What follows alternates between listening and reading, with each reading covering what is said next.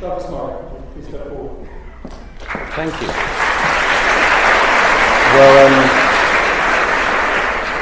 Well, thank you very much. I know. I was never going to give up the pleasure of being last in the running order, not least because it allows me to disagree with some of the previous speakers, and also to agree with them. I'm sorry to enter a note of boring bipartisanship here, but I agree with Mehdi.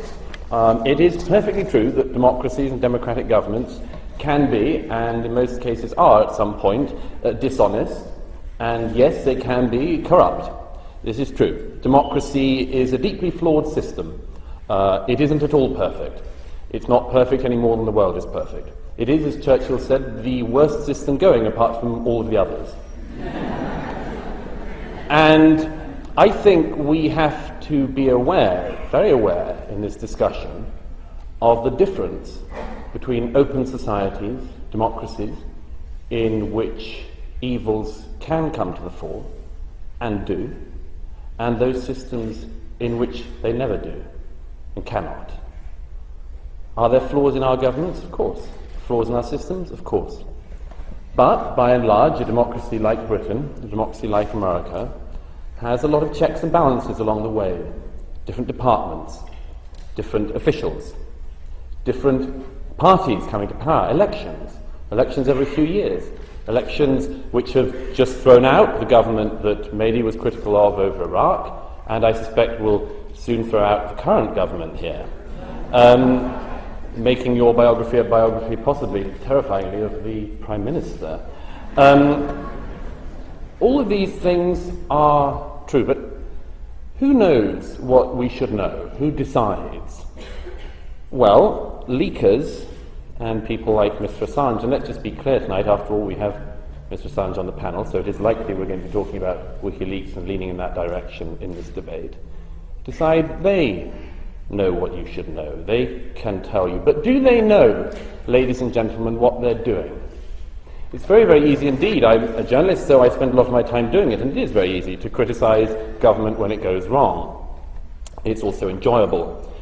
But governments, to some extent, not perfectly, tend to know what they're doing. Do the leakers, do WikiLeaks know what they're doing?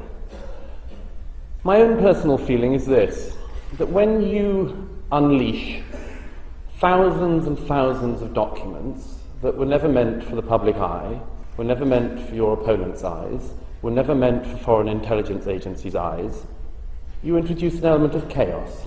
It's like war. It's very hard to contain once you start it. You may think you know what you're doing. You may think that you're going to lead to great criticism of the American government. But what about the collateral damage in your campaign?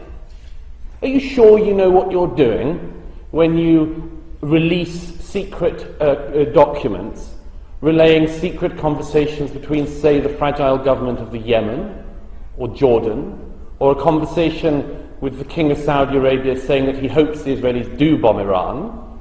Are you sure you know what you're doing when you introduce an element of chaos like that into a region which I can assure you doesn't need more conspiracy theories? Miss Mashon, I'm so sorry, I'll get it right at some point, talked about with great pride of her release of the information that MI6 were looking at trying to assassinate Colonel Gaddafi. Are you sure that it was a good idea that you let Colonel Gaddafi know that? No. You'll get there. I'm going to ask you quite a lot of questions, so you'll get a chance. No, you'll get a chance to answer my questions in a minute, Mr. Assange, when I finish speaking. Miss Markin said that she was proud of the Gaddafi thing. Are we sure that it was a good idea to let Colonel Gaddafi know 10 years ago that MI6 had been looking at doing that to him? You can sit down, you're going to have time, I can tell you. Is Mr. Assange sure? Is Mr. Assange sure? No, yes, of course I'm rejecting the interjection because I'm trying to get through my speech. Is Mr. Assange sure that he has read through all of these documents and knows better than foreign intelligence agencies what they are likely to draw from them? Maybe he does. Maybe he is indeed the godlike figure such a person would have to be. What about aimed leaks, Arthur? This new era of journalism. This new era of journalism. It strikes me it's very like the old one. People get to pursue their interests.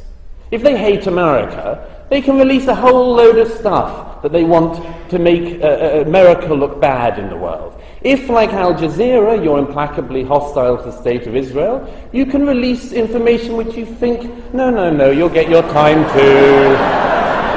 You'll get an opportunity to sit in the state of Qatar, not exactly an open democratic government,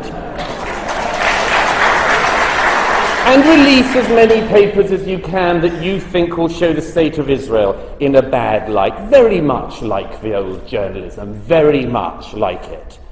Are you sure, ladies and gentlemen, that these new advocates of all this freedom and openness are really as brave as they present themselves? Clayton had a lovely line earlier, by the way. I'll do it for you. He said that after releasing the Palestine papers, I can almost not keep a straight face, we took a lot of heat for doing it. I'm amazed you're here, Clayton. Mady said, what happens to whistleblowers? Well, it appears, if Mr. Assange is anything to go by, it's a lovely life. You can make a lot of money, you can get a lot of admirers, you can present yourself as a great advocate of something you don't understand entirely, and you can pack out a hall in 4 hours. Now, finally, finally, they're going to get a moment. Look, there are states in the world today, which really are hostile, which really do kill journalists. I can't help noticing that Wikileaks and these other organizations don't go for them. Why has the Russian government's secrets not come out? Is it because the FSB... Is it because the FSB actually kills journalists? Actually does it? Doesn't give them platforms?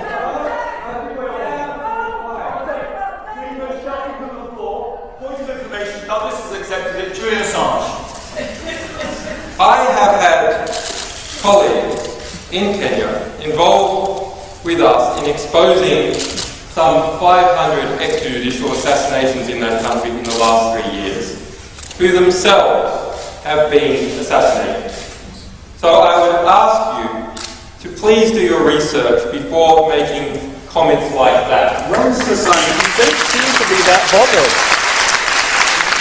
If I can say so, the respected Guardian journalist Nick Davies relayed a conversation with you about Afghans when he said that you had said they are informants. If they get to it, they got it coming to them. Point of order. We are suing. We are in the process of suing the Guardian in relation to their comment. Perhaps you would like to say that. You can sue Nick Davies and the Guardian. It's not Nick Davies. It's David Lee. One second. It's like to get generated in my Perhaps you would like to speak to Der Spiegel, who was also at the meeting and had their own view of those events, which are precisely counter to what you were saying.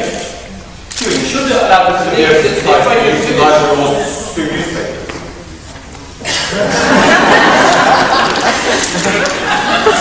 Lies have no social utility. The truth has a social utility. The abuse of libel laws is a terrible thing. That is why I was involved in constructing the world's strongest legislation in Iceland to protect us all from the abuse of libel laws, and have campaigned constantly here in the UK.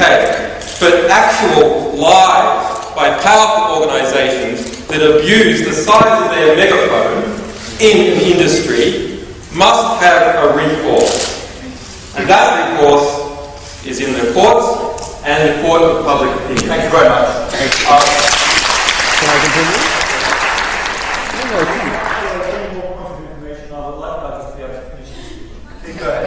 I think I read from that Mr. Assange thinks that libel law is good when he's using it.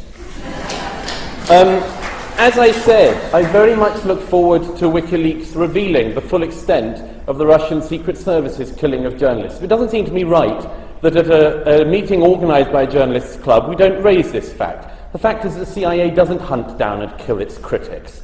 The FSB does, and I'd love to see that reflected a little more in your work. Daniel Patrick Moynihan, the late Daniel Patrick Moynihan, said that by and large, he'd noticed as a diplomat throughout his life that complaints of human rights abuses happened in exactly inverse proportion to the human rights abuses in a country. That the more you were able to hear about them, the less likely it was that they were going on, precisely because in closed societies you don't hear these stories. I would love it if these new organizations did blow the whistle on these, but I just note that they don't. Finally, democracies, as I said at the very beginning, are imperfect things, but the best things going. They have to, among other things, including elected representatives, have to answer questions. They have to answer questions. Sometimes those questions are unpleasant. They have to be answered. And when they're not answered, you and I, the public, get to throw out the politicians that we no longer trust, and we do. So, those people who are very critical, like Mr. Assange, of the workings of these governments, should perhaps answer some questions themselves. And since we have the opportunity here tonight, and you'll allow me a little run at this, and then you can come back, Mr. Assange, I'd like you to answer a couple of questions. You are, after all, an organization dedicated to freedom of information. Who funds Wikileaks? Are you willing to reveal all of your sources of funding? How can you demand transparency from governments when you, as an organization, have no transparency yourselves? Who works for you? Who are you involved with? Who are your employees? Where are you even based? None of these things get answered. Let's have some more questions. What's your connection with Israel Shamir, the Russian nationalist and Holocaust denier, who says he was an employee of yours? Furthermore, what gives you the right to decide what should be known to the public and what should not? Governments are elected. You, Mr. Assange, are not. Finally, who guards the guardians? Or in this case, who guards the guardian's guardians? It seems to me that Wikileaks is, and will continue to be, a very unsatisfactory place to do this from. I'm finishing with this. Ian Hislop relayed a couple of months ago in Private Eye a telephone conversation with you.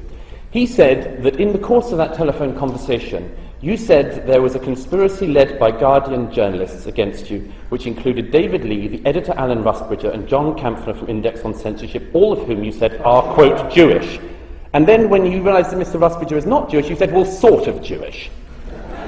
I would like to know whether, I'm coming back to the point, I can assure you, I would just like to know, all the rest of your attributes aside, Mr. Assange, somebody who has gone so far into the fever swamps of conspiracy theory, whether you are really better placed than any government to decide what these ladies and gentlemen and I and all of us can know. Thank you.